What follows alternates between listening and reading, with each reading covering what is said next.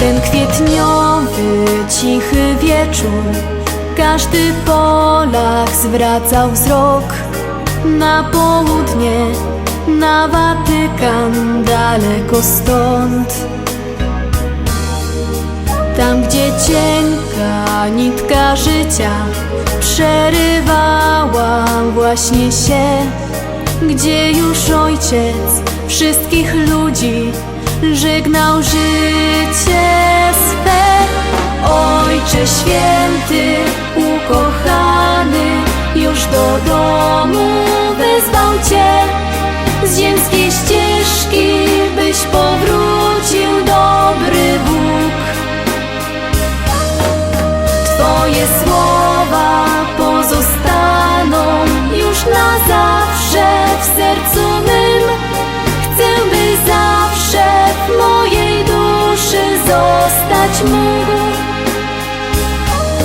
Ojcze święty, ukochany, już do domu wezwał Cię z ziemskiej ścieżki, byś powrócił, dobry Bóg.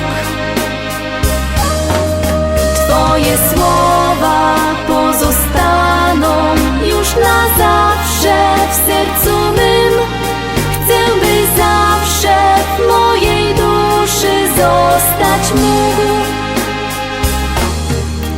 Twoje myśli wciąż krążyły wokół ludzi, którzy dziś w tą ostatnią z Tobą drogę pragnęli iść. Ich modlitwa, ciche słowa wskazywały drogę Ci, byś do domu swego Ojca zaniósł troski. Ojcze święty, ukochany, już do domu wezwał Cię z ziemskiej ścieżki, byś powrócił, dobry Bóg. Twoje słowa pozostaną już na zawsze w sercu mym.